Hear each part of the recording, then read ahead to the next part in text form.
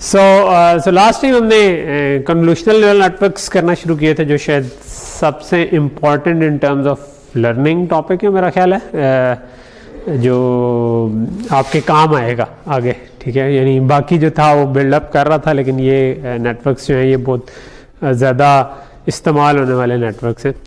अच्छा, सो हमने किया क्या था, हमने अगर मैं क्विकली पिछली स्लाइड्स को स्किम करूं तो हमने कन्वोल्यूशन समझ ली थी कि क्या होती है।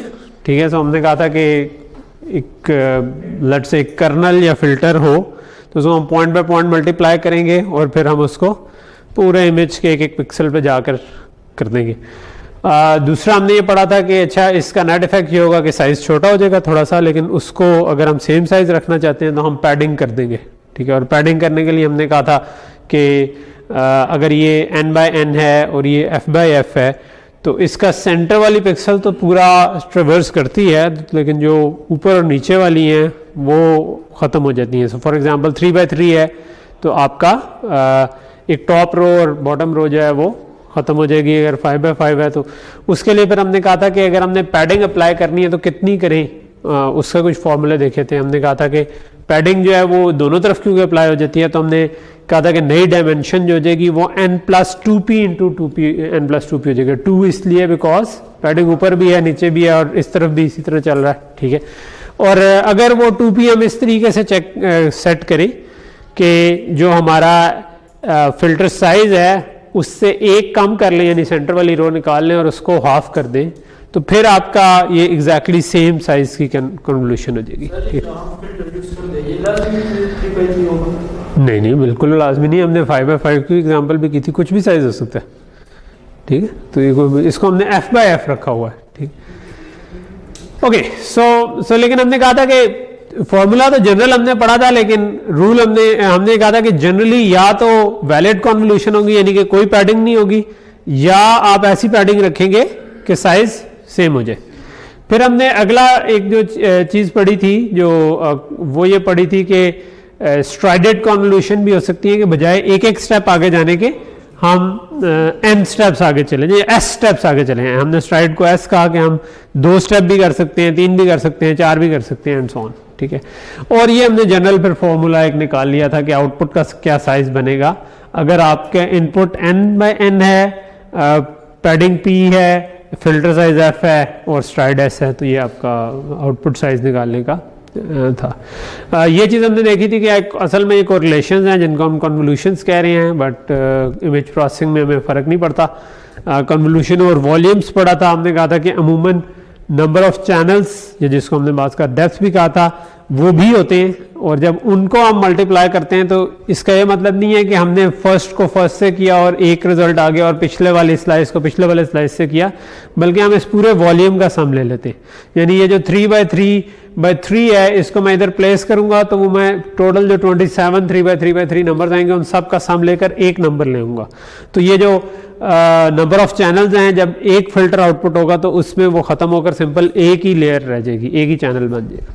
ठीक है, एक ये हमने काम किया था। और उसके बाद हमने कहा था कि हम फिल्टर भी ज़रूरी नहीं है कि एक रखें, हम एक से ज़्यादा फिल्टर रखेंगे तो जितने भी फिल्टर रखेंगे हम उनको इकट्ठा करके कह देंगे कि आउटपुट वॉल्यूम इतना बन गया। ठीक है, क्योंकि एक फिल्टर से एक स्लाइस आया, वैसे मल्टीपल स्लाइस मल्टीपल फिल्टर से आया, तो हमने इन सब को इकट्ठा करके कह दिया कि ये आउटपुट वॉल्यूम्स का हमारा स्लाइस होगा। ठीक है, और फाइनली सबसे आखिर में जाकर हमने ये कहा था कि जब हम इस पूरे को एक फिल्टर अप्लाई कर देंगे तो उनको इकट्ठा करने से पहले हम इस पे नॉन लिनियरिटी अप्लाई करेंगे, यानी कि हम बायस ऐड करेंगे और वैल्यू नॉन लिनियरिटी अप्लाई करके जो रिजल्ट आएगा उसको उनको आपस में इकट्ठा करेंगे। ठीक है, तो ये हमारा काइंड ऑफ एक लेयर बन जाती है। ठीक है, और फिर हमने ये सारी टर्मिनोलॉजीज देखी थी कि जिसमें हमने कहा था कि NH जो है वो हाइट हो गई, NW जो हो गया विड्थ हो गई, NC नंबर ऑफ चैनल्स हो गया, L हमारी करंट लेयर है, L-1 जो है वो हमारी प्रीवियस लेयर है, तो प्रीवियस लेयर से हम करंट लेयर को निकाल सकते हैं, क्या हो सकता है। ओके, सो आज के लेक्चर पे आ जाते हैं अब। ठीक है, थोड़ा सा रिव्यू हो गया हमारा। तो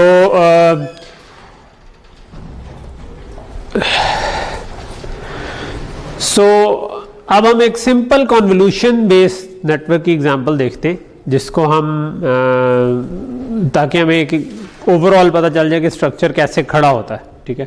तो फॉर एग्जांपल मैं बाकी सबको भूल जाए, I start with left side, और लेफ्ट साइड में मैं कहता हूँ कि मैं कोई एक इमेज डिटेक्शन का काम करना चाह रहा था, लेट्स से कैरेक्टर रिकग्निशन ही करना चाह रहा था कोई, तो उस पे मैंने 39 बाय 39 बाय 3 साइज की इनपुट ले ली। सो 39 पिक्सल बाय, इस तरफ 30, छोटा साइज है बट कहते हैं करेक्टर रिकग्निशन के लिए रीजनेबल ही है, तो 39 बाय 39 बाय 3 का हमने इमेज ले लिया, ठीक है। सो कोई भी इधर नंबर हो सकता था, बट अभी हम क्योंकि एग्जांपल कर रहे हैं इसमें ये थोड़ा बेहतर वर्कआउट करेगा, इसलिए ये चूज किया हुआ है, ठीक है। सो लेट्स से कि हम फर्स्ट लेयर अप्लाई करते हैं, तो इसका मतलब क्या है कि NH0 और NW0 यानी 0 नंबर लेयर जो है उसके जो हाइट और विड्थ है वो 39 है, और उसके नंबर ऑफ चैनल्स 3NC3। हमने इस पे अप्लाई किए 10 फिल्टर्स, ठीक है।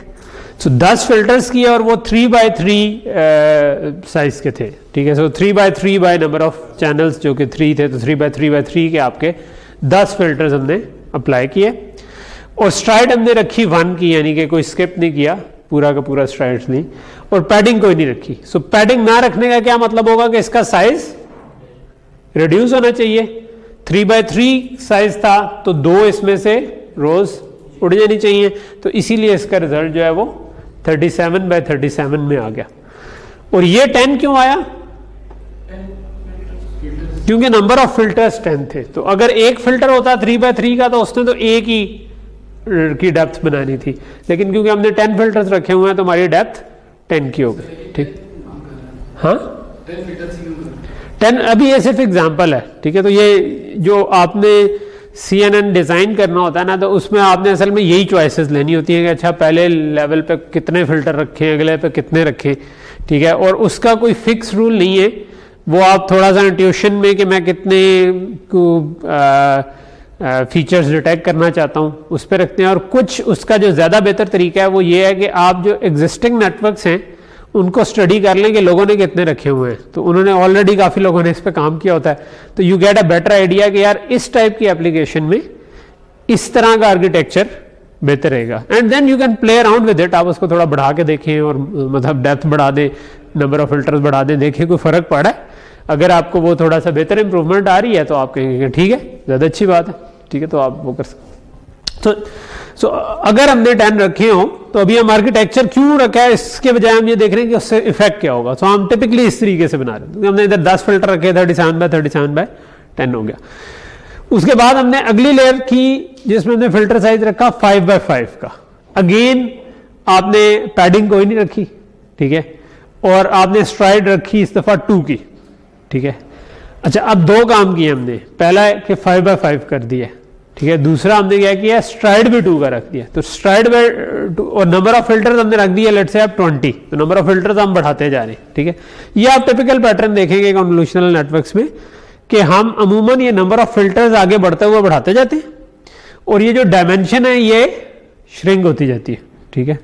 इसको बल्कि वासिफ इसके लिए वो टर्म यूज करता है कि हम एक तरह से कोफ्ते बनाते हैं, ठीक है, कि जिस तरह गोश्त से स्टार्ट हुआ उसको अलग हिस्से बखरे किए और दोबारा फिर गोल करके मतलब बोटी से अलग करके दोबारा आपने वो बना दिया, ठीक है। सो काइंड ऑफ हम एक तरह से कोफ्ते बना रहे हैं, ठीक है।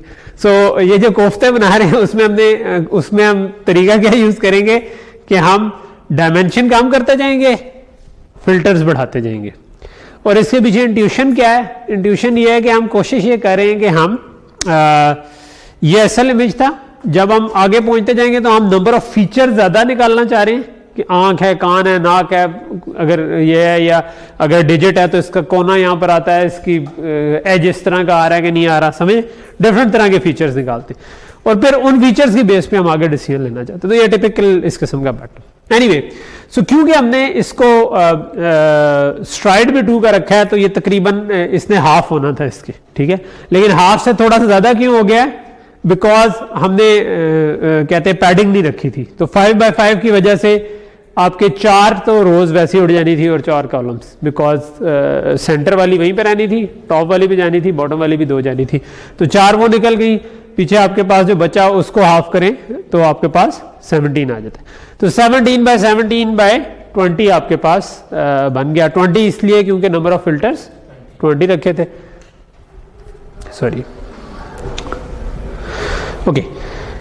अच्छा, अब ये जो 17/17/20 बना, इसके ऊपर अगेन हमने 40 फिल्टर्स अप्लाई किए। अब हम 10 से 20 में गए थे, 20 से 40 पे चले गए, मजीद बढ़ा दिए, ठीक है। और इसका कोई ज़रूरी नहीं है कि आप 40 बनाएं, आप अपना बना रहे हैं, आपके मैंने 32 बनाने हैं, क्योंकि इट डजेंट मैटर, ठीक है। लेकिन वो हर एक से थोड़े थोड़े डिफरेंट आर्किटेक्चर बनेंगे और कोई थोड़ा सा बेहतर परफॉर्म करेगा, कोई थोड़ा सा नहीं, तो आपको जो बेस्ट परफॉर्म कर रहा है वो ले लेना चाहिए, ठीक है। सो अगेन हमने स्ट्राइड ऑफ 2 रखी और 5/5 रखा। तो क्योंकि 5/5 रखा है तो कुछ रोज कॉलम जोड़ेंगे, ठीक है। हमने फॉर्मूला पहले पढ़ लिया हुआ है कि ये आउटपुट की डायमेंशन हम इससे निकाल सकते हैं। तो आप इधर इस पे 17 और वही पैडिंग 0 की अप्लाई करें और -f/s करेंगे तो आपके पास ये नंबर निकल आएगा, ठीक है।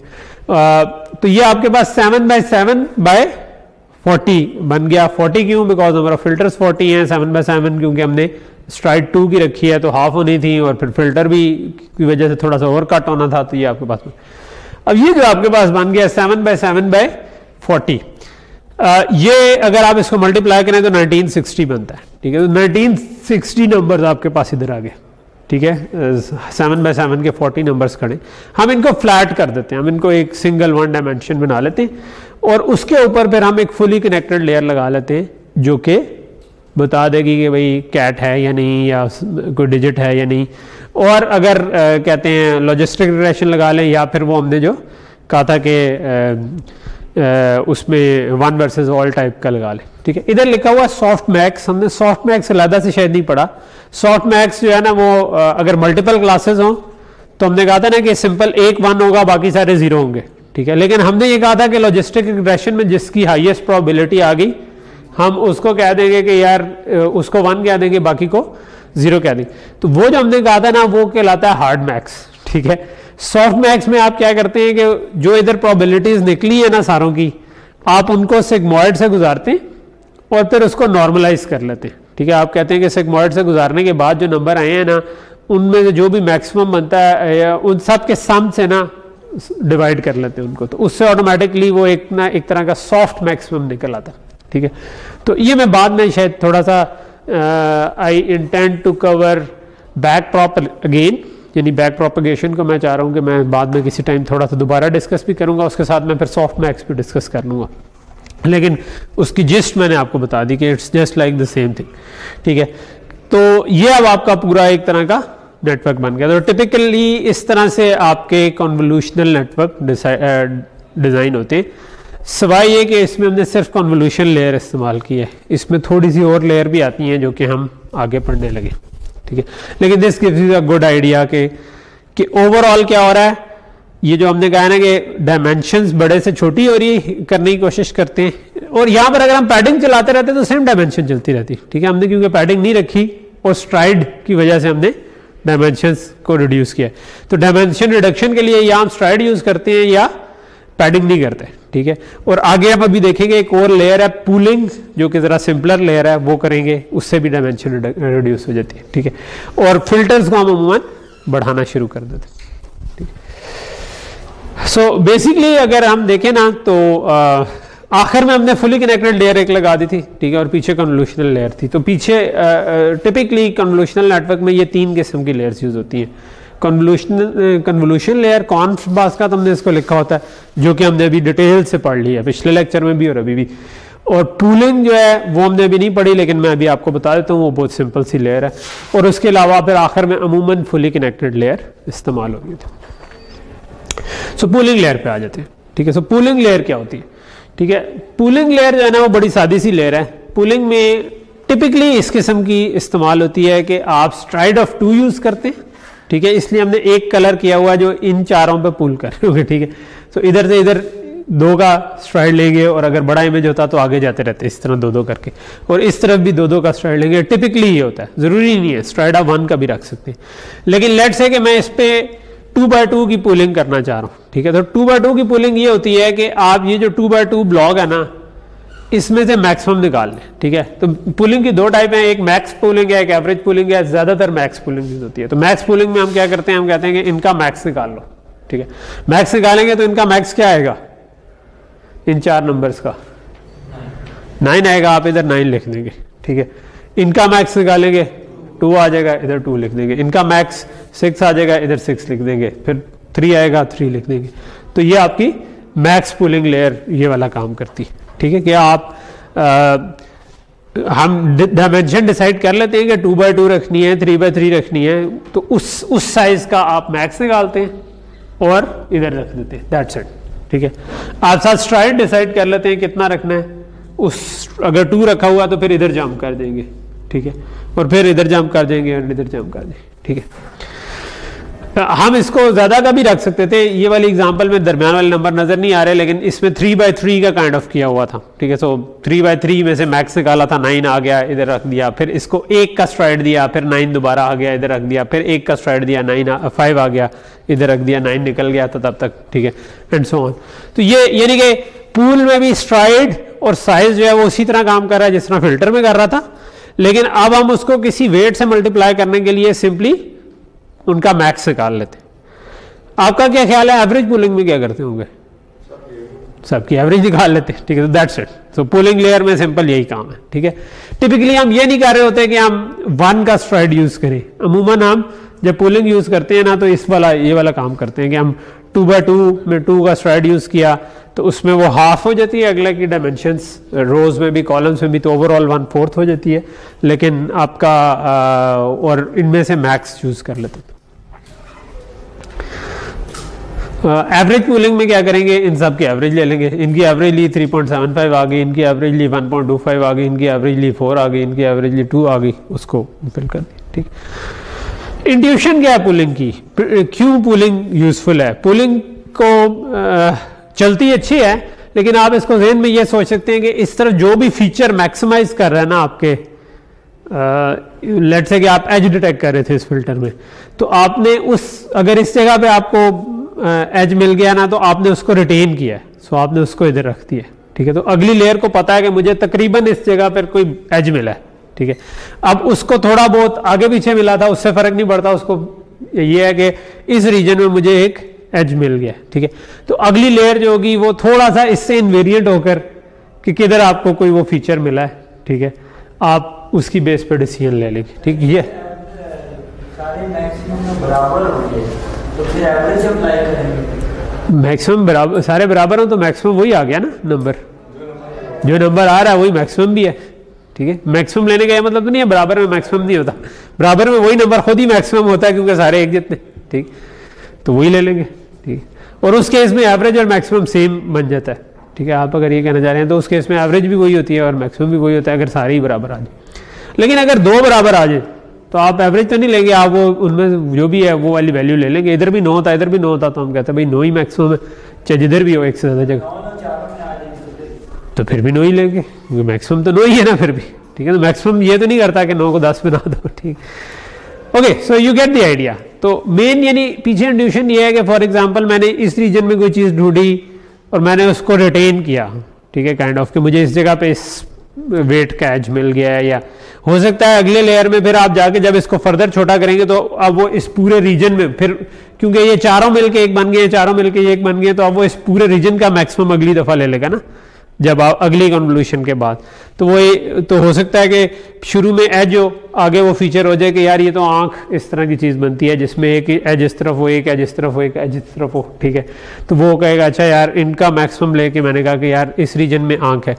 फिर उससे अगला लेयर जो होगी वो कहेगी कि यार इस रीजन में एक आंख बनी थी, इस रीजन में एक आंख बनी थी, तो मोस्ट लाइकली फेस है, ठीक है। तो फेस डिटेक्शन वाला जो है वो शायद इस तरह से कुछ सीख ले।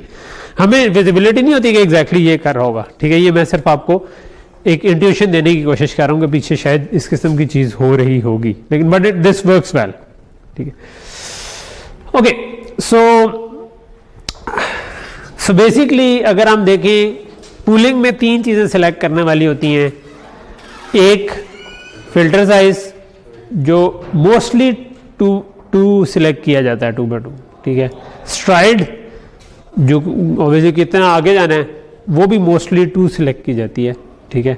और फिर उसके बाद आपका कि मैक्स पूलिंग करनी है या एवरेज पूलिंग की जाती है, और ये मैक्सिमम मैक्स पूलिंग की यूज़ होती है, लेकिन कहीं कहीं पे एवरेज पूलिंग भी यूज़ हो जाएगी। कुछ पुराने पेपर्स में आपको मिलेगा वहाँ पे एवरेज पूलिंग यूज़ होती थी, और नए पेपर्स में अगर ज़्यादा डीप नेटवर्क है ना तो उसके दरमियान में बास का आप पिछली पूरी लर्निंग का इफेक्ट एवरेज करके आगे लेके जाना चाह रहे होते हैं, तो मैक्स पूलिंग को यूज़ करना चाह रहे होते हैं जस्ट टू रिड्यूस साइज, ठीक है, not to retain that parameter, तो वहाँ पर फिर आप एवरेज पूलिंग भी यूज़ कर लेते हैं, ठीक है।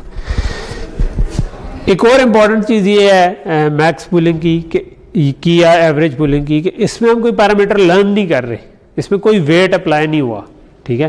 तो जो कॉन्वोल्यूशन लेयर थी उसमें तो हमारे पास हम वेट्स थे ना, कि कॉन्वोल्यूशन में फिल्टर के सारे जो नंबर्स आने थे उनको हम वेट्स कह रहे हैं या पैरामीटर्स कह रहे हैं, वो हम लर्न कर रहे थे। मैक्स पूलिंग में हम कुछ लर्न नहीं कर रहे, सिर्फ हम साइज को एक तरह से रिड्यूस करें, और बाकी फार्मूलाज ये वाले उसी तरह काम करते हैं, ठीक है, कि n minus F over S plus 1 जो हमने निकाला था ना लास्ट टाइम, वो इसमें भी काम कर रहा है, ठीक है। अब हम एक एग्जांपल कर लेते हैं जिसमें कॉन्वोल्यूशन मैक्स पूलिंग दोनों हो रही हो, ठीक है। तो ये that would be more like real example, कि असल में जिस तरह के कन्वोल्यूशनल नेटवर्क्स बनते हैं, ठीक है। सो ये वाली जो एग्जांपल है इट्स क्लोज टू लेनेट 5, ठीक है। लेनेट 5 एक बड़ा मशहूर नेटवर्क है, पुराना नेटवर्क, जो हमने एक वीडियो देखी थी डिजिट रिकग्निशन की, याद होगा, जिसमें एक एक करके डिजिट आ रहे थे और नॉइज़ भी आता था लेकिन वो फिर भी डिटेक्ट होते जाते थे, ठीक है। तो वो जो नेटवर्क था वो लेनेट 5 था, ठीक है। तो उसका आर्किटेक्चर जो था वो इससे मिलता जुलता था, इससे स्लाइटली डिफरेंट था। हम अभी इसके थोड़ी देर बाद एज एन एग्जांपल लेनेट 5 भी पढ़ेंगे जिसमें हमें वो थोड़ा सा फ़र्क भी नज़र आ जाएगा, लेकिन मोर और लेस इससे मिलता जुलता आर्किटेक्चर था, ठीक है। सो प्रॉब्लम था डिजिट रिकग्निशन का, ठीक है, कि डिजिट आ रहे हैं हम उसको रिकग्नाइज कर सकें। सो 32x32x3 के आपने इनपुट ली, so 32x32 pixels and 3 because of RGB red green blue के आपके चैनल्स आ रहे थे, ठीक है। फर्स्ट लेयर पे हमने फिल्टर साइज 5x5 का कर्नल अप्लाई किया, फिल्टर अप्लाई किया स्ट्राइड ऑफ 1 के साथ। तो 5x5 है तो 2 ऊपर से 2 नीचे से जाएंगी और 2 साइड से जाएंगी, तो इसका मतलब 4 का डायमेंशन में कमी हो जानी चाहिए। तो 32 से उठ के हम 28 पे आ गए, ठीक है। तो 28x28 पे हो गए। नंबर ऑफ फिल्टर्स हमने रखे 6, तो ये 28x28/6 बन गई, ठीक है। ओके, उसके बाद हमने मैक्स पूल की, जो कि हमारा कॉमन यूज होती है कि आप 2x2 का मैक्स पूल करें और स्ट्राइड भी 2 का रखें, ठीक है। सो 2x2 का मैक्स पूल किया, स्ट्राइड भी 2 का रखा, तो आपके पास इसकी डायमेंशन इससे हाफ हो जाएगी, ठीक है, बिकॉज हर 2 के लिए इस डायरेक्शन में हमारे पास एक वैल्यू आ रही होगी और इस डायरेक्शन में भी हर 2 के लिए एक आ रही होगी, तो उस 4 के लिए आपके पास एक बन रही होगी, तो इस डायरेक्शन में भी ऑफ हो जाएगी, इस डायरेक्शन में भी ऑफ हो जाएगी। तो ये आपके पास 14x14/6 आ गया, ठीक है। अच्छा, जो मैक्स पूल है ना वो स्लाइस बाय स्लाइस चल रहा होता है, ठीक है, यानी वो डेप्थ पे नहीं चल रहा होता। यानी कि टिपिकली आपने अगर 28x28/6 लिया तो पहला 28x28 उठाएं, उस पर मैक्स पूल अप्लाई करें, इधर रख दें, फिर अगला 28x28, तो अब सारे 6 के 6 में, तो इसके नंबर ऑफ चैनल्स अमूमन प्रिजर्व रहते हैं, ठीक। उसके बाद आपने क्या किया, अगेन कॉन्वोल्यूशन की, लेकिन 5x5 की ही अगेन की और स्ट्राइड ऑफ 1 के साथ ही की, तो फिर अगेन 4 रोज 4 कॉलम्स उड़ जाएंगे, तो ये 14 के बजाय 10 पे आ गए, ठीक है। 10/10 के बाद फिर आपने मैक्स पूल 2x2 का किया विद स्ट्राइड ऑफ 2, तो अगेन हाफ हो गए पैरामीटर्स हमारे पास दोनों साइडों पे, तो हमारे पास 5x5/16 आ गई, नंबर ऑफ चैनल्स प्रिजर्व रहे और साइज हाफ हो। ओके, और इसके बाद आपने क्या किया, ये 5x5/16 अगर हम देखें ना, तो ये हमारे पास बन जाते हैं 400 पैरामीटर्स, ठीक है। 5x5 25 into 16 आपके पास 400 बन जाता है, ठीक है। 16 किस तरह आया, 16 क्योंकि हमने ये जो कन्वोल्यूशन लेयर थी इसमें 16 फिल्टर रखे थे, ठीक है। जब हमने इधर से फिल्टर साइज 5 रखा, इधर लिखा नहीं हुआ लेकिन हमने 16 फिल्टर रखे थे ना, तो वो फिल्टर जो थे वो पूरी डेप्थ पर निकाल के एक फिल्टर एक आउटपुट निकालता था, फिर पूरी डेप्थ पे दूसरा निकालता था, 16 फिल्टर हो गए। 16 इस वजह से हुए, यहाँ पे लिखा नहीं है लेकिन हमने नंबर ऑफ फिल्टर्स जो है वो इतने रखे। तो यहाँ से जो 6 भी हुए थे ये इस वजह से हुए थे कि हमने 6 फिल्टर रखे थे। इधर 16 इसलिए हुए हैं क्योंकि हमने 16 फिल्टर रखे, ठीक है। तो ये जो 400 एंड पे आ गए हमारे पास, इनको हमने स्ट्रेटन करके एक ही बना दिया और इसको आगे हमने कनेक्ट किया with a fully connected layer, ठीक है, और उसको हम FC लेयर कह रहे हैं। और ये हमारे पास वो हमने 120 डीप रखी, तो 400 को आगे 120 से सारों से कनेक्ट कर दिया। फुली कनेक्टेड लेयर जो हमने नॉर्मल न्यूरल नेटवर्क पढ़ा था वो वाली लेयर है। नॉर्मल न्यूरल नेटवर्क में यही था ना कि एक लेयर अगली लेयर से सारे एक दूसरे से कनेक्टेड होते हैं। तो ये जो 400 है, ये जो पहला है ये पिछले पूरे 400 के साथ वेट से मल्टीप्लाई होकर आ रहा है, दूसरा है वो भी पिछले 400 से आ रहे हैं एंड सो ऑन। और फिर उसके बाद आपने एक और फुली कनेक्टेड लेयर बनाई जो 84 की थी, ठीक है, उसमें भी ये सारे 120 इन सारे 84 से कनेक्टेड हैं। तो ये आपके पास काइंड ऑफ ये वाला जो नंबर आ रहा है ये इन सब को एक एक वेट से मल्टीप्लाई करके सम करके आ रहा है। अगला वाला जो है वो भी इस तरह का एंड सो ऑन। और इसके बाद आपने एक सॉफ्ट मैक्स लेयर बना दी जो कि आपको बताएगी कि कौन सा डिजिट है, डिजिट 0 है, 1 है, 2 है, वट एवर इट इज, ठीक है। तो यहाँ तक चीज़ क्लियर हुई। तो ये इस किस्म की it's more real of an example, ठीक है। तो जो हमने ऑप्टिकल रिकग्निशन का काम किया था उसमें भी हमने तकरीबन, क्योंकि हमारा काम अल्फ़ाबेट रिकग्नाइज करना था, लेकिन वो भी तकरीबन डिजिट रिकग्निशन से मिलता जुलता काम था, तो हमने यही वाली डायमेंशन ही तकरीबन फॉलो कर ली थी। थोड़ा बहुत शायद हल्का फुल्का कहीं पर फ़र्क डाला होगा, लेकिन मोस्टली हमारा आर्किटेक्चर तकरीबन ऐसे ही था। और फिर ऐसे हमने बहुत सारे नेटवर्क ट्रेन करके उनकी कमेटीज़ बना ली थी, ठीक है, कि उनमें से जो बेस्ट परफॉर्मिंग नेटवर्क से। तो सो ये काइंड ऑफ क्लियर कुछ हो गया। इसमें टर्मिनोलॉजी में एक चीज़ है कि लेयर किसको कहते हैं, ये बात का आपको इसके दो डिफरेंट होंगे। कुछ लोग जो हैं वो कह रहे होंगे कि एक कॉन्वोल्यूशन और एक पूल जो है ना ये मिलकर एक लेयर बनती है। कुछ लोग इसको एक लेयर कह रहे होंगे और इसको एक लेयर कह रहे होंगे, ठीक है। सो क्योंकि इसमें कोई पैरामीटर लर्न नहीं होते तो टिपिकली ज़्यादातर लोग शायद इस पूरे को एक लेयर कह रहे होंगे। ये कॉन्वोल्यूशन लेयर है जिसमें साथ एक पूल, इसीलिए हमने जो कॉन्वोल्यूशन के साथ 1 लिखा है तो पूल के साथ भी 1 ही लिखा है, इसको हमने 2 नहीं किया, तो ये लेयर 1 ही कहा है हमने, ये पूरी लेयर 1 है। ये कॉन 2 पूल 2 का मतलब है कि ये पूरी लेयर 2 है। उसके बाद ये फुली कनेक्टेड के साथ हमने कह दिया ये लेयर 3 है, ये फुली कनेक्टेड लेयर 4 है, ठीक है। सो ये हमारे पास इस तरीके से काम करे, ओके। सो ये वाला पैटर्न बड़ा कॉमन है कि कॉन्वोल्यूशन पूल और फुली कनेक्टेड की कुछ लेयर और उसके बाद सॉफ्ट मैक्स, ठीक है। तो ये टिपिकल पैटर्न है नेटवर्क्स का। थोड़ा बहुत चेंज होता है, बास का मल्टीपल कन्वोल्यूशन लेयर्स यूज़ करते हैं, उसके बाद एक पूल यूज़ करते हैं, ठीक है। और number of fully connected layers भी बास का चेंज होती रहती है, कोई 1 लगाता है, कोई 2 लगाता है, कोई 3 लगाता है, ठीक है, इस तरीके से। तो ये डिपेंड करता है प्रॉब्लम पे, ठीक है। अगर अब इसके हम पैरामीटर्स का एक थोड़ा सा जायजा लें तो हमारे पास जो इनपुट पे थे 32/32/3 थे, ठीक है। अगर हम इन सब को मल्टीप्लाई करें तो टोटल नंबर ऑफ साइज आ जाएगा ना कि इनपुट का साइज कितना था। 32/32/3 जो है ना वो ये बनता है नंबर, ठीक है, तकरीबन 3000 के करीब। सेकेंड लेयर पे जो हमारे बन रहे थे एक्टिवेशन साइज वो 28/28/8 बनता है जो 6000 के करीब बनता है एंड सो ऑन, ठीक है। तो ये आपके जो एक्टिवेशन साइजेस हैं ये वो लिखे हुए हैं, ठीक है, कि हर लेयर पे आके आपका एक्टिवेशन साइज कितना हुआ आखिर में। क्योंकि हमने 10 डिजिट डिटेक्ट करने थे तो हमारे पास 10 आ गए, उससे पीछे जो ओरिजिनल इमेज था वो ये था और दरमियान में डिफरेंट जगहों पर हमारे पास कितनी एक्टिवेशन थी। और ये जो है ये हर लेयर के नंबर ऑफ पैराम्स है कि पैरामीटर कितने थे उसमें। एक तो एक्टिवेशन है ना कि आउटपुट का साइज क्या बना है, एक है कि उसमें पैरामीटर कितने यूज हुए। तो पहली चीज नोट करने की ये है कि जो आपके पूलिंग लेयर हैं उसमें कोई पैरामीटर नहीं है, क्योंकि पूलिंग ने कुछ लर्न नहीं करना, कोई वेट्स नहीं है, पूलिंग ने तो सिंपल मैक्स लेना है। जो आपके कॉन्वोल्यूशंस हैं वो भी अगर हम देखें ना तो पैरामीटर जो हैं वो शुरू में कम है और आगे जाके बढ़ते जा रहे हैं, और ये फुली कनेक्टेड में ज्यादा बढ़ जाते हैं, ठीक है। जो आपकी कॉन्वोल्यूशन लेयर है उसमें कम होते हैं। उसकी क्या वजह है, इस जगह पे आपने 28/28/8 था ना, तो आपके पास बेसिकली 6 फिल्टर थे जो 28/28/8 के थे, ठीक है। तो ओवरऑल जो आपके नंबर ऑफ पैरामीटर्स है ना वो आपके वो जो कन्वोल्यूशन साइज है उस पर डिपेंड कर रहे हैं, इनपुट साइज पर डिपेंड नहीं कर रहे, ठीक है। सो आपकी इनपुट साइज जो भी थी आपके जो फिल्टर साइज है उस पर डिपेंड कर रहे हैं, और फिल्टर अमूमन छोटा है, 5/5 का है, ठीक है। तो सॉरी मैं इधर 28/28 कह रहा हूँ, 5/5 का फिल्टर था और वो अब ऐसे हमने 6 लिए हुए थे, तो वो आपके पास उसके हिसाब से पैरामीटर्स बनते हैं जो कि काफी कम बनते हैं। तो ये अगर आपको पिछली क्लास से याद हो कि विजन में हमने पहला प्रॉब्लम ये डिस्कस किया था कि अगर मैं पूरा इमेज ले लूँगा 1 मेगापिक्सल का और उसके आगे मैं 1000 डीप 1000 नोड्स का एक सिंपल न्यूरल नेटवर्क बनाऊंगा तो ये तो बिलियंस ऑफ पैरामीटर्स बन जाएंगे। तो ये कॉन्वोल्यूशंस की वजह से वो बिलियंस नहीं बन रहे बल्कि वो काफ़ी कम हो गए, क्योंकि अब हमने सिंपल फिक्स कर दिया है कि यार इस साइज का मेरा फिल्टर है और उस फिल्टर को हम लर्न कर रहे हैं बजाय इसके कि हम सारे पैरामीटर्स लर्न करें।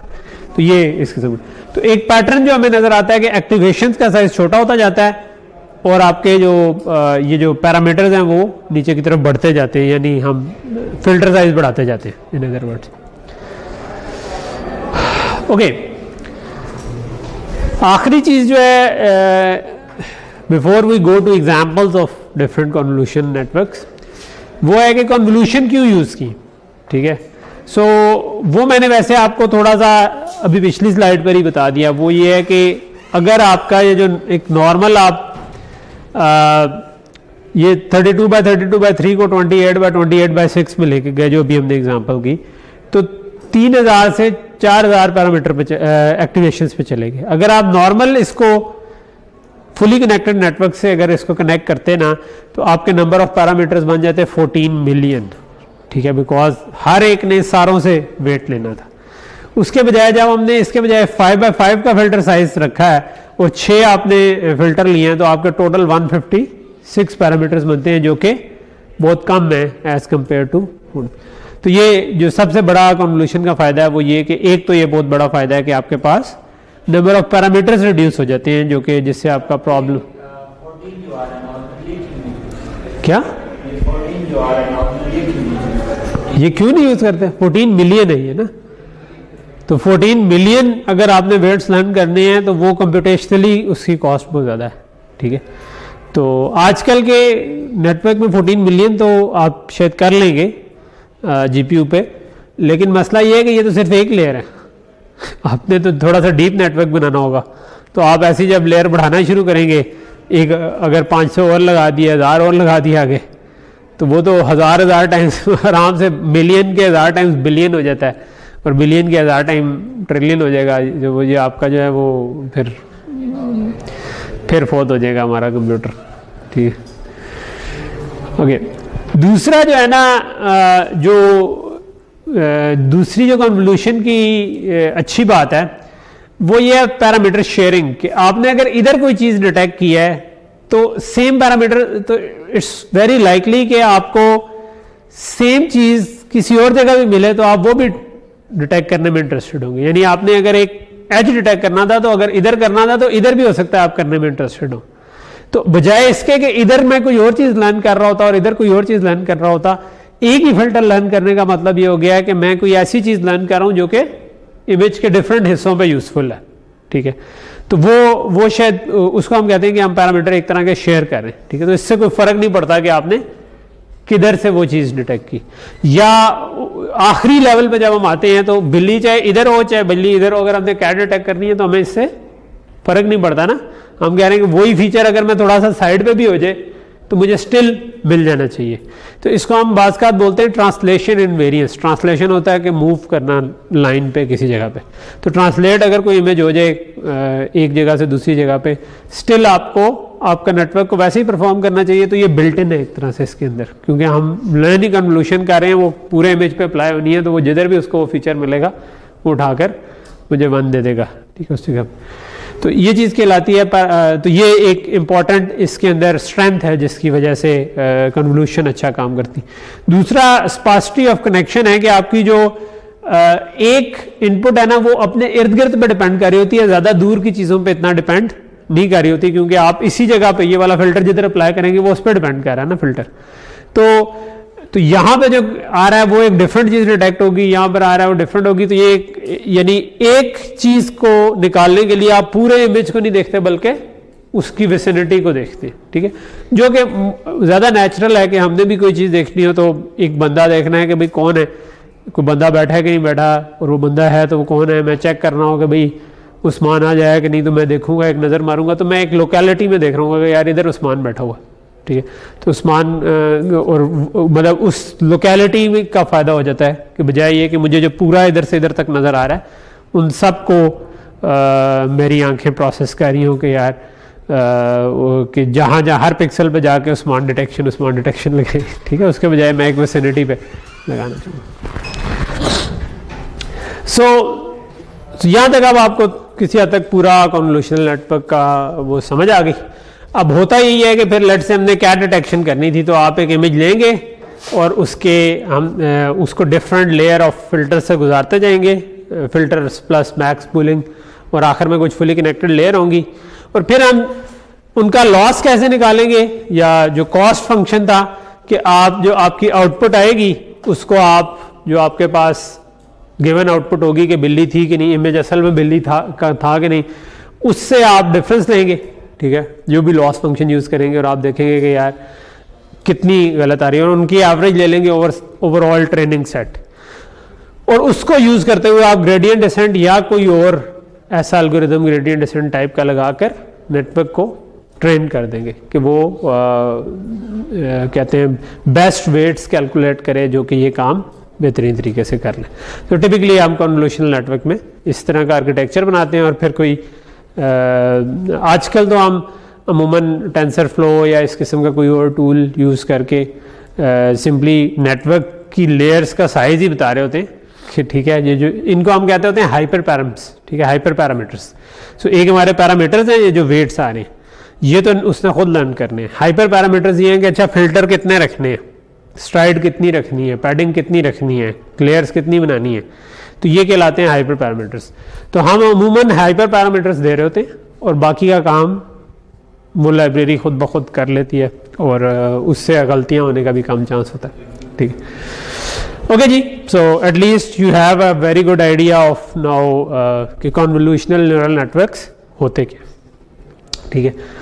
तो हम जो ये मैं वैसे यहाँ तक पिछली दफ़ा करना चाह रहा था, लेकिन एनीवे ठीक है, हम अभी हो गया तो हो गया। जो क्या वो एक मशहूर था कोल कि रिमेंबर थिंग्स टेक टाइम, ठीक है, तो चीज़ें टाइम लेती हैं, तो वो जितना लेती हैं ये आपको जो कोई चीज़ लर्न कर रहे हो, कुछ कर रहे हो, वहाँ पे ज़हन में रखना चाहिए कि अगर कोई चीज़ थोड़ा सा ज़्यादा टाइम ले रही है तो डोंट गेट अनॉयड, ठीक है, मतलब लेती हैं चीज़ें टाइम, ठीक है। आपने प्रोग्रामिंग सीखनी है, आपको नहीं आ रही तो इट्स वेरी नॉर्मल कि नहीं आएगी, ठीक है। किसी ने बॉलिंग सीखनी होगी, किसी ने बैटिंग सीखनी होगी, उसे भी शुरू में नहीं आएगी, you will have to practice, ठीक है, वो करेगा, प्रैक्टिस करते जाएंगे तो चीज़ें होती जाएंगी, समझना पड़ेगा, चीज़ों को प्रैक्टिस करनी पड़ेगी। ओके, सो अब हम जो करना चाह रहे हैं वो है केस स्टडीज़ थोड़ी सी, ठीक। तो केस स्टडीज़ से क्या मुराद है कि हम ना कुछ नेटवर्क्स को के आर्किटेक्चर देखना चाह रहे हैं, ठीक है। क्यों देखना चाह रहे हैं, एक तो वैसे एक अच्छी एक्सरसाइज है कि आपको पता हो कि बाकी लोगों के क्या आर्किटेक्चर चल रहे हैं, कौन से आर्किटेक्चर थे जो हिस्टोरिकली जिन्होंने अच्छा परफॉर्म किया या कोई अहम काम किया, ठीक है। तो ये जो क्लासिक नेटवर्क्स कुछ हम देख रहे हैं ये वो वाले हैं जिन्होंने कुछ ना कुछ नया किया, ठीक है, और वो फिर हम चाहेंगे कि उससे सीख सकें। उसके अलावा दूसरा जो अहम काम है जो ये आपको हेल्प करेगा, वो क्या खाने लगे हो यार अकेले अकेले, छुप के खाया भी नहीं जाता है, फ्रंट रो में बैठ के छुप के खाने की कोशिश कर रहे हैं। मैं ज़रा सा उधर होता हूँ तो हल्का सा हाथ विचार आगे करता है ना, तो नाश्ता हिस्सा करके आ जाना था, किया हुआ था। ये वैसे टॉफ़ी है, अच्छा टॉफ़ी खा रही थी, तो मना नहीं किया यार, तुम्हें घर में अब्बू ने कहा भी होगा किसी से टॉफ़ी लेकर नहीं खानी है तो चलो खा लो, एक ले ले यार भाई, कोई मसला नहीं, ठीक है, एक ही है गरीब लोग हैं, अब आधी कर चले, मोहब्बत हो तो ऐसी हो है कि गरीब हो तो बंदा दिल बड़ा होना चाहिए ना, एक टॉफी है तो क्या हुआ, आधी करके भाई के साथ शेयर जरूर करेंगे हम, ठीक है। ओके, सो हम जब कॉलेज में होते थे तो मेरे साथ जो एक लड़का बैठता था जो मेरा बड़ा अच्छा दोस्त है हमाद, उसके बैग में ना बड़ा हल्का सा बैग होता था, लेकिन उसके बैग से तकरीबन हर चीज़ निकल आती थी। बूट पॉलिश करने हो तो वो ब्रश भी पड़ा हुआ है, और कहते हैं कंघी करनी हो वो ब्रश भी पड़ा हुआ है, ठीक है, किताब भी निकल आती थी। फिर दोपहर को जब लंच होता था तो सैंडविच निकलते थे, वो 3-4 सैंडविच होते थे या 2 सैंडविच होते थे, और हम 5 बंदे जो है ना उन सब में इसी तरह जिस तरह आप डिवाइड कर रहे हैं ना कि वो खा के हम मिलके खा लेते होते थे, ठीक है। तो उसकी अम्मी मशीन लर्निंग अगर सीख रही है ना तो वो कहेंगी अच्छा इसलिए मेरा मुंडा जो है ना कमज़ोर रह गया है। तो एनीवे, सो कमिंग बैक, सो इसमें से जो कुछ क्लासिक नेटवर्क्स हैं, LANet 5 से मिलता जुलता आर्किटेक्चर हमने देखा। अब हम एग्जैक्ट LANet 5 का भी थोड़ा सा आर्किटेक्चर देखेंगे।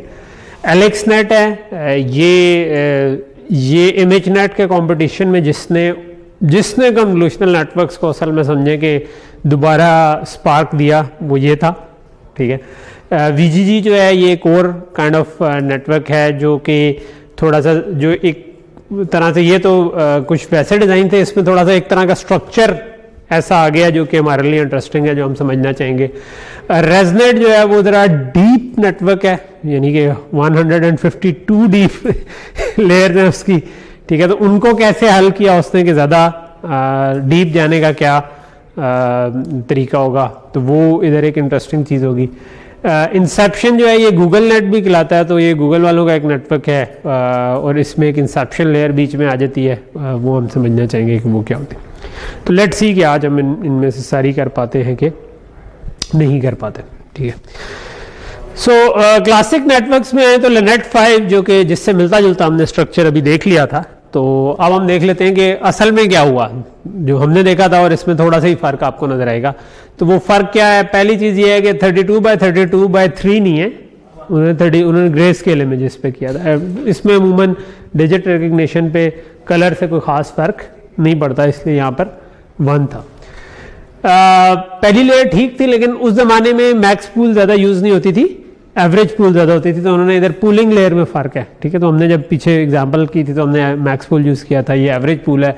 लेकिन बेसिकली देखा जाए तो 5x5 ही यूज़ किया, साइज सेम ही है, ठीक है। नंबर ऑफ फिल्टर्स भी हमने वही रखे हुए थे, ठीक है। तो स्ट्राइड भी वही रखी हुई है, तो 14x14x6 ही बना है। अगेन हमने इसको जब 5x5 अप्लाई किया तो 10x10x16 बना, एंड अगेन एवरेज पूल किया, फिर 5x5x16 and fully connected 120 84 and आगे आपका kind of soft max layer बन गई, ठीक है। तो ये आपका LANet 5 है जो कि बहुत अच्छा चलता है डिजिट रिकग्निशन पे, और हमने उसकी वो डेमो तो देखा ही हुआ है कि वेरी गुड।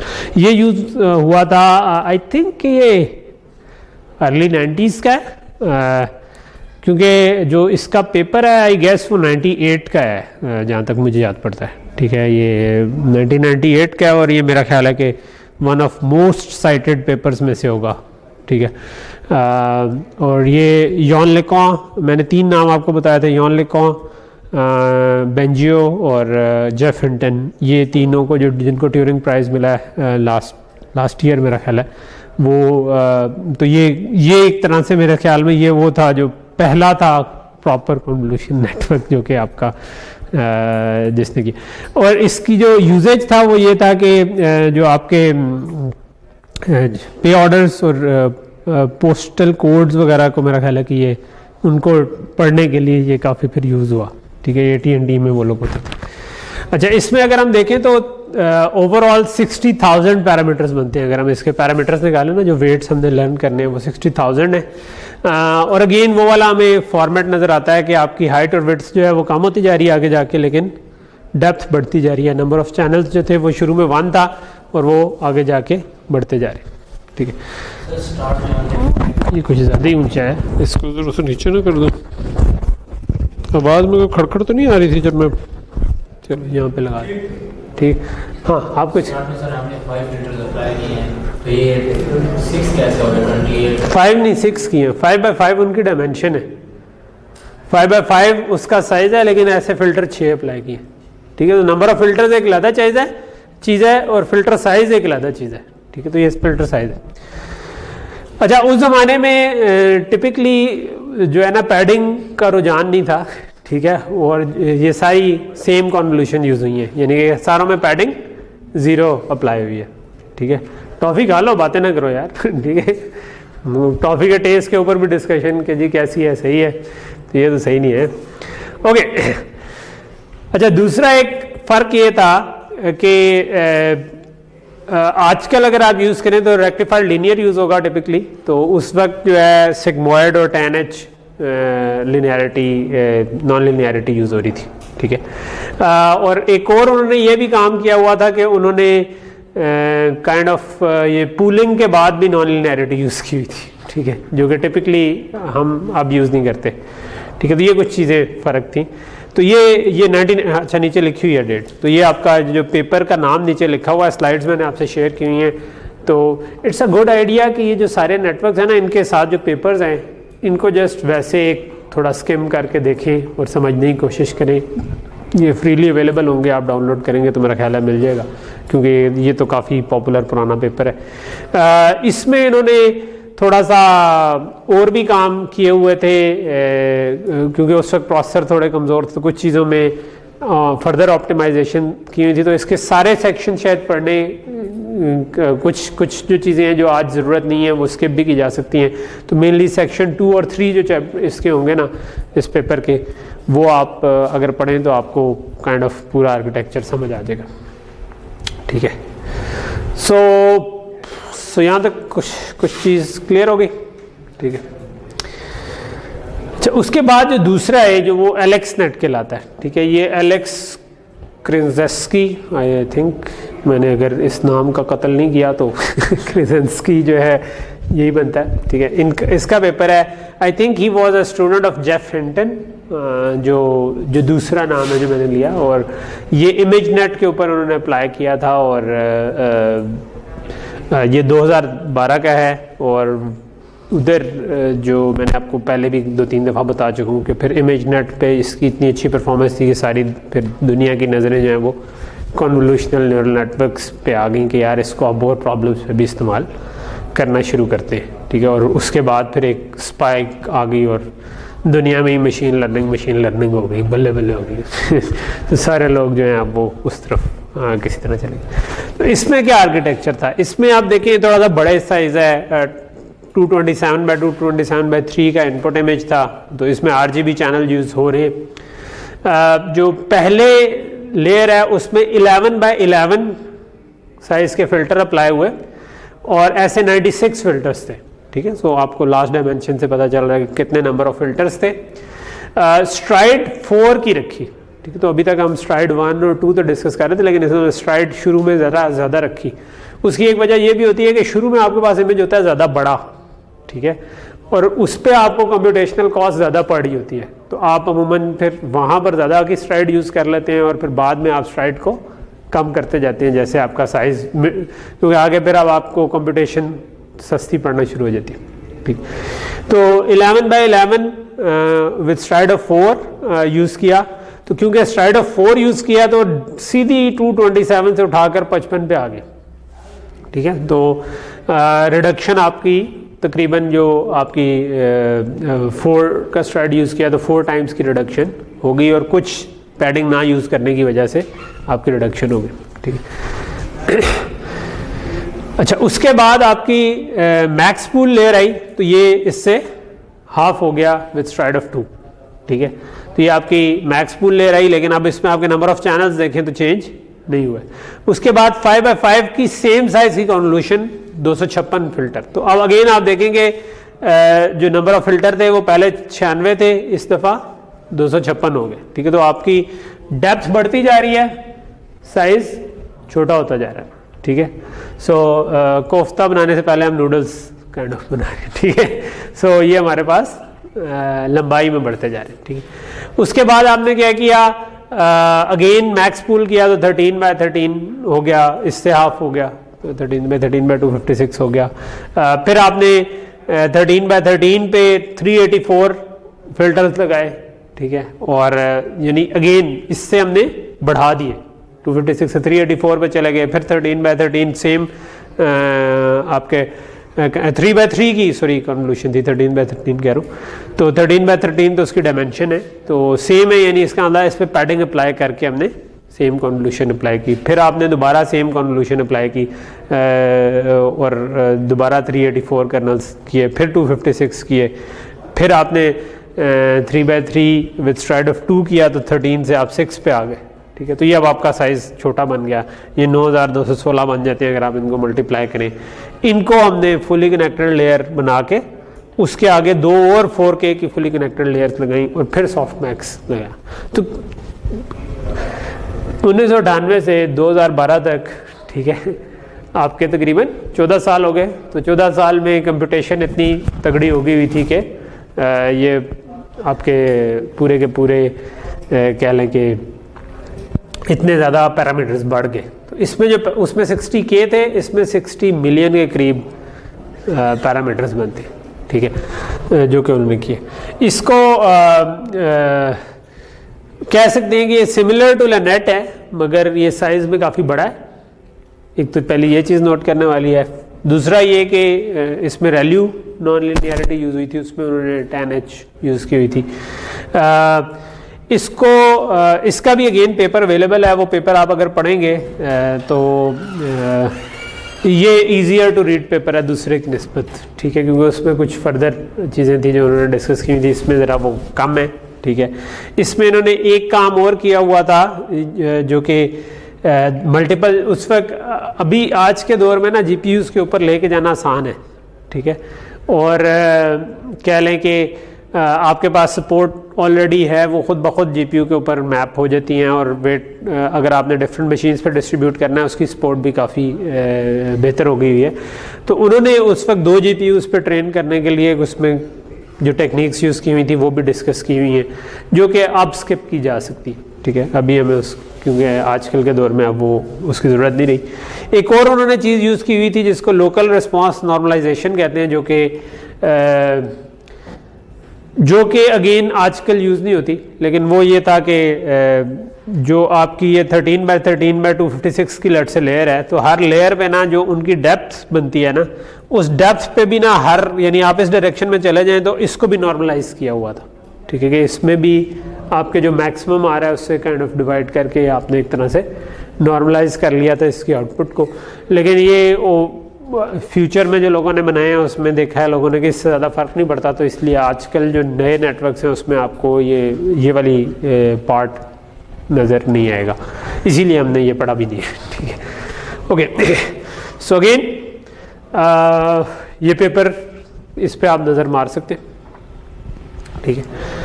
अगला जो था वो आपका बन जाता है VGG 16। VGG 16 भी है एक, और एक VGG 19 भी है। 19 थोड़ा सा फर्दर डीप है, 16 उससे थोड़ा सा कम डीप है, लेकिन दोनों की परफॉर्मेंस काइंड ऑफ एक तरह की है, इसलिए इधर 16 डिस्कस्ड है। तो 16 स्टैंड्स फॉर कि ये 16 डीप है, ठीक है, तो ये उससे भी थोड़ा सा डीप है।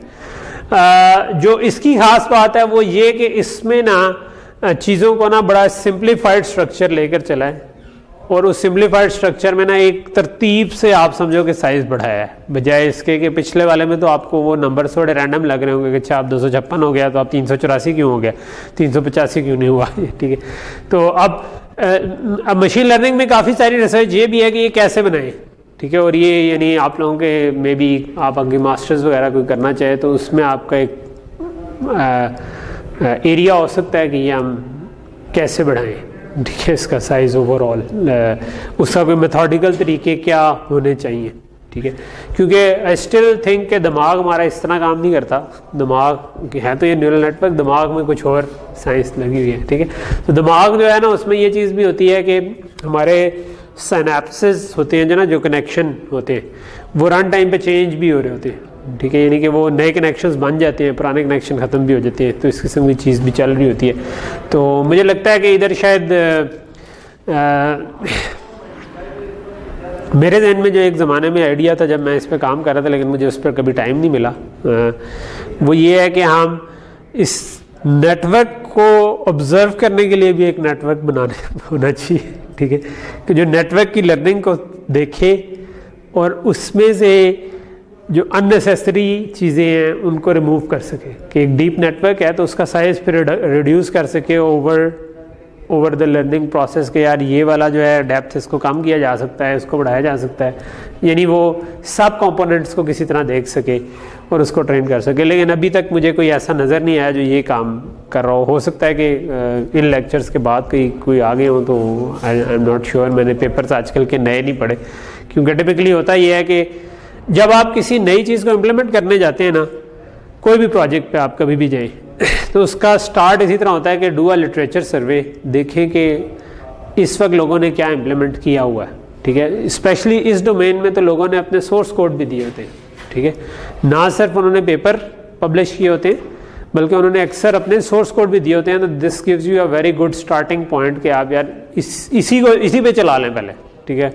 हो सकता है कि वो उसने किसी और चीज़ पे अप्लाई किया हो, आप उसको अपने प्रॉब्लम पे अप्लाई करके एक दफ़ा देख लें और फिर उसके बाद आप उसको करना शुरू करें। यानी जो मैं आपको अपनी OCR की एग्जांपल देता हूँ, हमने OCR का जब प्रोजेक्ट शुरू किया था उस वक्त कन्वोल्यूशनल नेटवर्क्स अभी नहीं आए थे, हमने पहले लिटरेचर सर्वे में हमें नहीं मिले थे, ठीक है। तो हमने अपना फीचर एक्सट्रैक्शन का ब्लॉग बना लिया था, क्लासिफिकेशन में हम नॉर्मल न्यूरल नेटवर्क यूज़ करने जा रहे थे, लेकिन 2-3 महीने लगाने थे तो हमने एक और दफ़ा लिटरेचर सर्वे किया। हमने कहा कि यार कोई नई टेक्निक तो नहीं आ गई, क्योंकि प्रोजेक्ट का जब प्रपोजल दिया था उसको तो साल गुजर गया, वो प्रोजेक्ट मिलने में और उसको एग्जीक्यूट करने में भी टाइम लग जाता है ना। तो प्रोजेक्ट मिला ही उसके 8-10 महीने बाद, फिर आपने जब एग्जीक्यूट करना शुरू किया, पहले 5-6 महीने में फीचर एक्सट्रैक्टर वगैरह बना लिए, तो हमने दोबारा जब देखा तो उस वक्त कन्वोल्यूशनल नेटवर्क आगे हुए थे।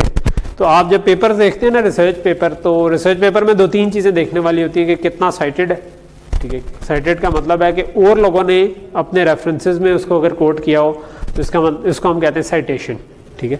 तो अगर किसी ने कोई बहुत अच्छा काम किया हुआ है ना, तो मोस्ट लाइकली और लोगों ने भी उस काम को साइट किया होगा। तो क्योंकि पेपर्स में भी ना कई दफ़ा फजूल पेपर भी होते हैं, ठीक है। बहुत सी कॉन्फ्रेंसेस शुरू हो गई हैं और लोग जो है ना वो जिस तरह फेक डिग्रीज होती है ना उस तरह बहुत सारे, एक तरह के फेक तो नहीं कहना चाहिए लेकिन एक यूजलेस पेपर्स भी होते हैं बहुत सारे, कि जिसमें आप बस ना कहते हैं कि यार मैंने पेपर छापना है, ठीक है, मेरी डिग्री रिक्वायरमेंट है, मैं कुछ भी कर लूँ, मैंने पेपर छापना है। वो कॉन्फ्रेंस में किसी छप जाता है, आपने कोई छोटी मोटी टेक्निक यूज़ की हो जिसके कोई रिजल्ट्स भी कोई खास ना हो, रिलायबल भी ना हो। लेकिन अगर कोई साइटेड होता है तो उससे आपको ये पता चल जाता है कि ये काम जो है ना ये और लोगों ने भी इस्तेमाल किया हुआ है, तो मोस्ट लाइकली ये थोड़ा सा रिलायबल होगा, ठीक है। तो दूसरा ये कि उसका अमूमन जब हम शुरू कर रहे होते हैं, मतलब मैं कोई नया ऐसा प्रोजेक्ट कर रहा हूँ जिसमें मुझे एल्गोरिथम्स का इस किस्म का कुछ काम करना है, तो टिपिकली मैं एक लिस्ट बना लेता हूँ, एक्सेल शीट बना लेता हूँ, जिसमें मैं पेपर्स के नाम, उनकी साइटेशंस, उनका ईयर, किस ईयर के हैं, क्योंकि अगर वो रीसेंट है तो उसकी साइटेशंस कम होंगी। अब वो जो 98 वाला पेपर है उसकी बहुत सारी साइटेशंस होंगी, ठीक है। जो अभी 2021 में आया होगा या 22 में आया होगा उसकी साइटेशंस कम होंगी निस्बतन, क्योंकि वो अभी कम लोगों ने देखा होगा, ठीक है। तो लेकिन रीसेंट होने की वजह से उसने नई टेक्निक्स यूज़ की होंगी, तो रीसेंट का ये फ़ायदा हो जाता है, ठीक है। तो वो लेकिन कम होंगी, अमूमन ज़ीरो नहीं होंगी, बात का ज़ीरो भी होती है जो बिल्कुल ही लेटेस्ट है, कल आया पेपर, उसकी तो अभी कोई साइटेशन नहीं होगी ना, तो उसको कुछ महीने लगेंगे कोई और उसको साइट करे। लेकिन तो वो आप उस हिसाब से ज़रा एक ना असेंडिंग ऑर्डर में उनको प्लेस कर लेते हैं कि यार मैं डेट प्लस जो साइटेशंस हैं उनको दोनों को रखते हुए अरेंज करके रख लूँ। और तीसरा फैक्टर अमूमन मैं उसके साथ ही लिंक पेस्ट कर देता हूँ कि अगर उन्होंने गिटहब पे या किसी जगह पे रेपो अपनी अपलोड की हुई हो कि किसका सोर्स कोड अवेलेबल है, किसका सोर्स कोड अवेलेबल नहीं है। क्योंकि अगर किसी का सोर्स कोड अवेलेबल है तो वो आपको इमीडिएटली स्टार्टिंग पॉइंट दे देता है कि आप उसको उतारें और आप अपना काम उसके ऊपर शुरू कर दें। लेकिन अगर किसी का सोर्स कोड अवेलेबल नहीं है तो फिर आपने वो पेपर समझना है और फिर खुद से इम्प्लीमेंट करना है और फिर उसमें कोई मॉडिफिकेशंस करनी है कि यार मैं इस किस्म की चीज़ कर रहा हूँ। तो ये पूरा पढ़ने का एक जो मैं आपको ये बता रहा हूँ कि जो नीचे लिखे हुए हैं ये ज़रूर डाउनलोड करें। तो इसी तरह ही है, मतलब सारे प्रोजेक्ट्स ही हमारे तकरीबन रिसर्च एंड डेवलपमेंट का काम तकरीबन इसी तरह होता है कि आप लेटेस्ट चीज़ उठाते हैं, पेपर्स उठाते हैं, उनका एक सर्वे करते हैं, ठीक है। टिपिकली आप 20-30 से लेके 60-70 पेपर जो है ना वो डाउनलोड किए होते हैं, डिपेंडिंग ऑन के आपको कितनी जल्दी वो काम की चीज़ मिल जाए, ठीक है। वो सारे के सारे अमूमन नहीं पढ़े होते, लेकिन उनके हमने एब्स्ट्रैक्ट और कंक्लूजन का सेक्शन और आखिर में रिजल्ट्स का सेक्शन पढ़ा होता है, ठीक है। तो एक नंबर आपने डाल दिया कि पेपर कौन सा है, उसकी साइटेशंस कितनी हैं, उसकी ईयर कौन सा है, उसका कहते हैं सोर्स कोड अवेलेबल है कि नहीं, और फिर आपने उसके बाद जो है ना उसके कि यार वो परफॉर्मेंस क्या कोट कर रहा है, ठीक है। तो ऑब्वियसली जो बेस्ट परफॉर्मेंस कोट कर रहा है आपकी फर्स्ट चॉइस तो वो बनेगी, ठीक है। लेकिन अगर उसकी साइटेशंस कम है तो हो सकता है कि वो कॉन्फ्रेंस पेपर और उससे कोई सही तरह से टेस्ट ही ना किया हो और वो पब्लिश हो गया हो फिर भी, ठीक है। और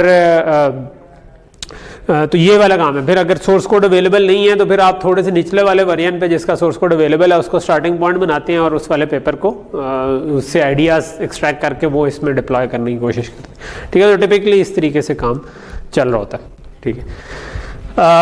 okay, so let's get back to VGG16। तो इसमें क्या किया, इसमें अगेन जिस तरह पिछले में 227/227 था तो इसमें भी उससे मिलता जुलता साइज ही है, इसमें 224/224/3 ही है। और इसमें अगर आप ये चीज़ देखें ना तो ये बड़े ऑर्डर से चीज़ें बढ़ी हैं, यानी पहले लेवल पे 64 फिल्टर। एक तो चीज़ ये है कि सारी जो कन्वोल्यूशन थी ना वो 3x3 फिल्टर्स ही हैं, ठीक है। कोई साइज उसका 5x5 या कुछ और नहीं यूज़ किया, इधर सारा इसने 3x3 यूज़ किया। सारों की स्ट्राइड 1 यूज़ किया, सारों में उसने सेम यूज़ किया, यानी कि पैडिंग डाली है, ठीक है, बगैर पैडिंग के नहीं किया। दूसरा उसने किया है मैक्स पूल में हमेशा 2x2 लिखा है विद स्ट्राइड ऑफ 2, यानी कि हमेशा मैक्स पूल से साइज आपका रिड्यूस होगा दोनों डायरेक्शन में हाफ, यानी ओवरऑल 1/4 हो जाएगा। तो आप और तीसरा ये काम किया है कि जो आपके नंबर ऑफ फिल्टर्स है ना वो तरतीब से बढ़ाए हैं, यानी 64 थे, अगली दफ़ा 128 हो गए, अगली दफ़ा 256 हो गए, फिर 512 हो गए, ठीक है। तो काइंड ऑफ इस तरीके से चल रहे। तो आप इधर से जब निकले तो आपने 64 फिल्टर्स लगाए, ठीक है, वो सारे 3x3 सेम कन्वोल्यूशन के थे, तो आपका साइज जो था वो 224/224 ही रहा।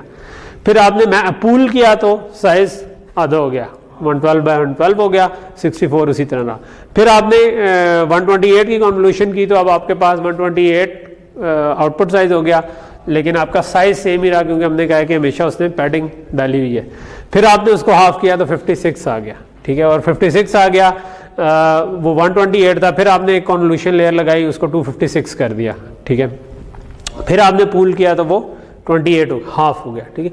तो आपका जो साइज है वो हाफ होता जा रहा है विद एवरी पूल लेयर, ठीक है, और हर कन्वोल्यूशन में जो है ना आपने नंबर ऑफ फिल्टर्स डबल करते जा रहे हैं, ठीक है। तो ये वाला पैटर्न हम इस जगह पे यूज़ करते जा रहे हैं, ठीक है। तो फिर जब 14 पे आ गए, 14 के बाद आपने क्या किया, 14 के बाद आपने मज़ीद जब पूल किया तो 7x7 पे पहुंच गए, ठीक है। तो ये आपकी कन्वोल्यूशन यहाँ पे 512 के बाद 2 दफ़ा 512 भी की है, ठीक है। तो यहाँ से 1024 पे नहीं गया, लेकिन उसने 512 भी की है, और उसके बाद आप 7x7 पे आ गए, और उसके बाद 2 4K की रख के उसके बाद 1000 का आपका सॉफ्ट मैक्स, क्योंकि मेरा ख्याल है इमेजनेट में आपके शायद 1000 वो क्लासेस थी जिनको आपने आइडेंटिफाई करना था।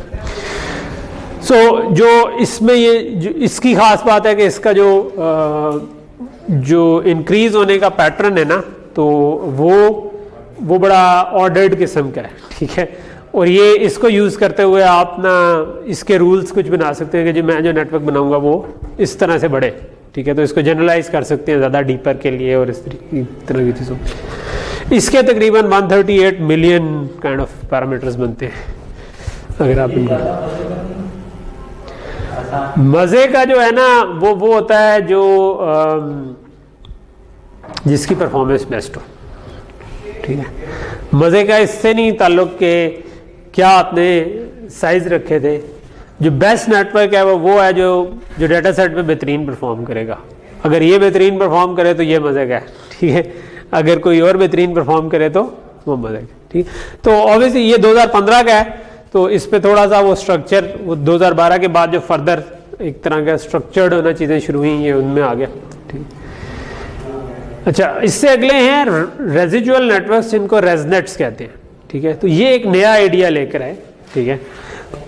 इन्होंने किस प्रॉब्लम को सॉल्व किया, इन्होंने मैंने बताया था कि ज़्यादा डेप्थ अगर जानी हो, ठीक, तो ज़्यादा जब डीप जाते हैं ना तो तब आपकी ट्रेनिंग थोड़ी सी मुश्किल हो जाती है, इन अ सेंस कि उसमें ना ट्रेनिंग के डाइवर्ज करने का चांस होता है, जिसको हम कहते हैं वैनिशिंग ग्रेडियंट। ये कोई इस तरह की टर्म यूज़ होती है, ठीक है, कि वो जो आपका निचली लेयर में ग्रेडियंट का इफेक्ट कम से कम होता जाता है, ठीक है।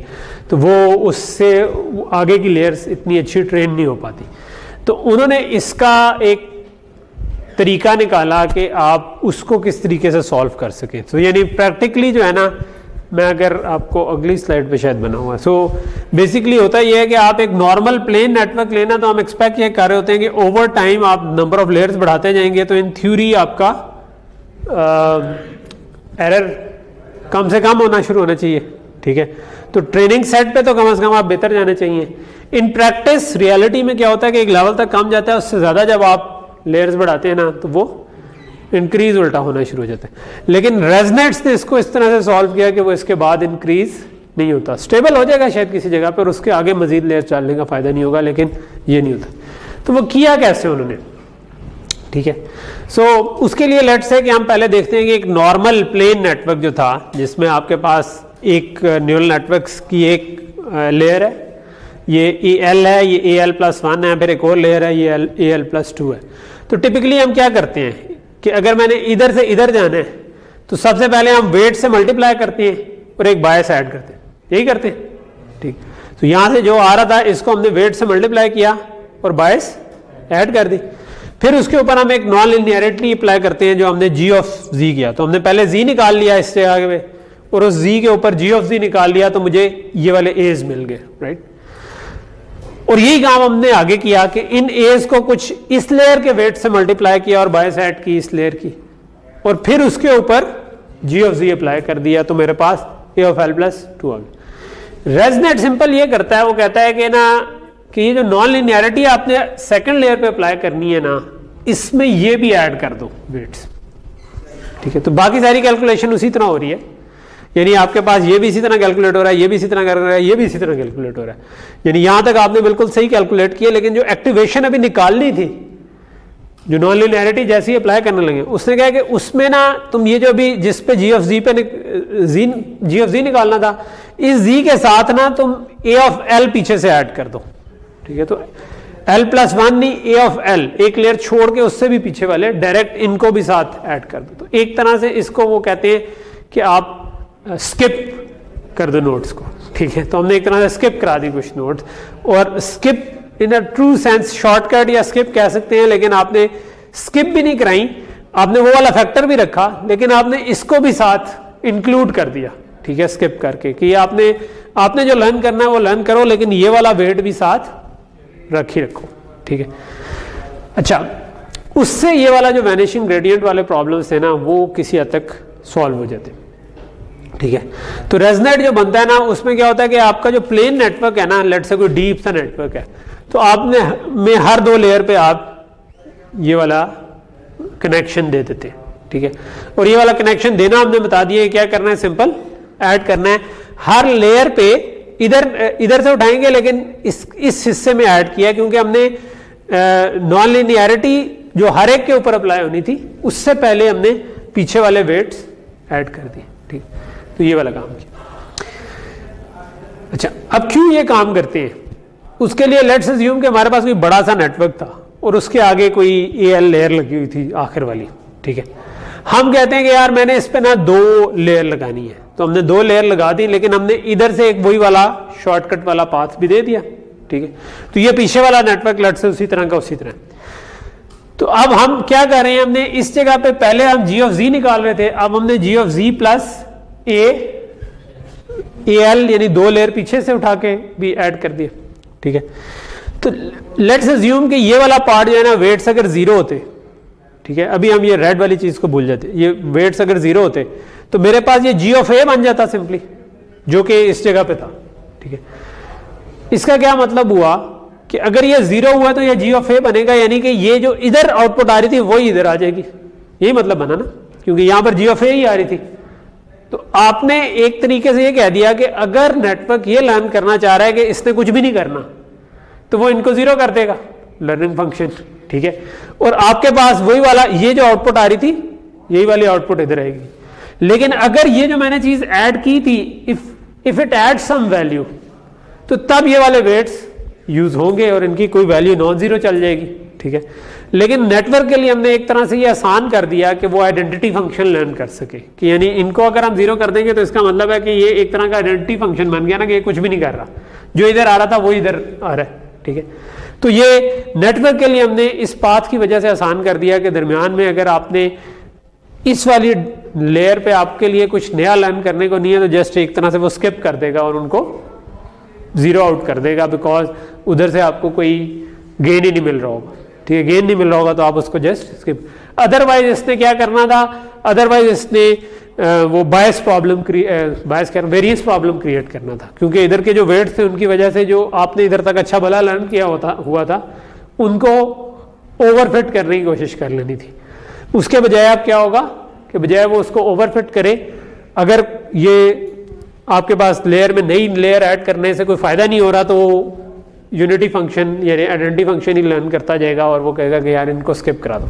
ठीक है, तो ये जो मैं पीछे अपना वैसे आइडिया डिस्कस कर रहा था कि हम ऊपर से मॉनिटर अगर कर रहे हो ना तो हम ऐसे नोड्स को बीच में से कैंसिल आउट बाद में कर दें तो हमारा नेटवर्क साइज छोटा भी बन सकता है। ठीक, सो ये अब उनके पेपर से है, ये भी 2015 का पेपर है, deep residual networks for image recognition. और इसमें अगर हम देखें ना तो ये हमारा लेट्स से एक प्लेन नेटवर्क है।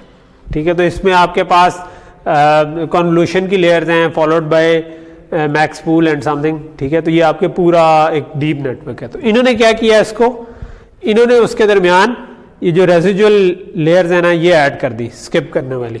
ठीक है, मल्टीपल लेवल पे, तो ये आपका रेजिजुअल नेटवर्क बन गया। जो ये इधर डैश दिखाई हुई है वो आपकी वो हैं जहाँ पर मैक्स पूलिंग हो रही थी। ठीक है, और बाकी जो आपके पास थी वो आपके पास वो हैं जो कि कन्वोल्यूशन की।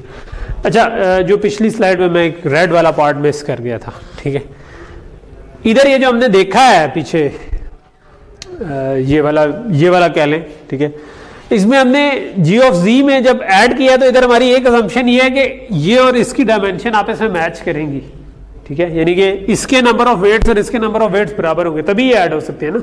अगर ये नंबर ऑफ वेट्स कम हो तो ये ऐड तो नहीं हो सकेंगे।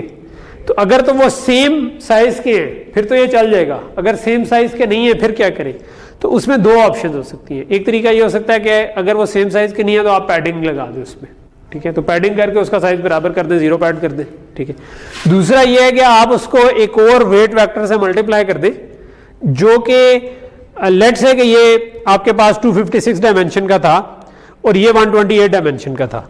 तो आप इसको अगर 256 बाय 128 से वाले डायमेंशन का वेट वेक्टर इसके साथ लगा देंगे ना तो ये मल्टीप्लाई होने के बाद ऑटोमेटिकली दोबारा 256 डायमेंशन बन जाएगी, क्योंकि पहले की कॉलम और दूसरे की रोज होती है ना।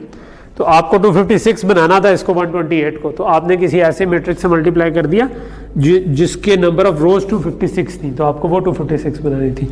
तो वो इससे मल्टीप्लाई होगी तो ये तो खत्म हो जाएगा 128 में, तो इसका साइज 256 बन जाएगा। तो ये भी किया जा सकता। तो ये जो डैश लाइंस है ना ये मैक्स पूलिंग की है। यहाँ पर क्या हो रहा है कि आपके पास आउटपुट क्योंकि 128 की है, इनपुट आपके पास 256 की है, तो यहाँ पर हमें काइंड ऑफ वो या तो वो वेट डालना पड़ेगा या हमें वो पैडिंग जीरो पैडिंग करनी पड़ेगी। ठीक है, तो यहाँ तक कुछ क्लियर हो गया कि रेजनेट क्या होते हैं। ठीक है, तो रेजनेट या रेजिजुअल नेटवर्क्स जो हैं वो ये काम करते हैं कि वो एक तरह का शॉर्टकट या स्किप करने वाला काम ऐड कर देते हैं, जिसकी वजह से ये इजी हो जाता है कि अगर कोई नई लेयर्स की एडिशन कुछ खास वैल्यू ऐड नहीं करी तो वो उसको आइडेंटिटी फंक्शन के तौर पर ट्रीट करके आगे चला जाता है। ठीक है, तो ये आपका रेजनेट है। ठीक है, तो देखा जाए तो ये 34 लेयर का प्लेनेट काफ़ी डीप है। वो खैर जो VGG था वो 150 था, कौन सा था? ओके ओके, सो अगला जो है वो हमारा है इंसेप्शन का। ऑल्दो हमारा लेक्चर थोड़ा सा लेट शुरू हुआ था तो मैं वो कवर कर सकता हूँ, ऑल्दो टाइम ख़त्म हो रहा है, लेकिन हम वो नेक्स्ट क्लास में कवर कर लेंगे क्योंकि उसमें पहले एक ये टॉपिक है और फिर इंसेप्शन है, तो आई थिंक उसमें में थोड़ा ज़्यादा टाइम लग जाएगा, तो वो इकट्ठे कवर करना ज़्यादा मुनासिब। ठीक है जी, इधर हो।